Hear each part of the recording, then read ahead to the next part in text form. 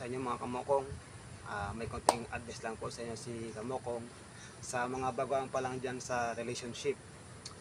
Kung gusto nyo tumibay ang inyong relasyon, ipawiling mo para kasing tibay ng bakal.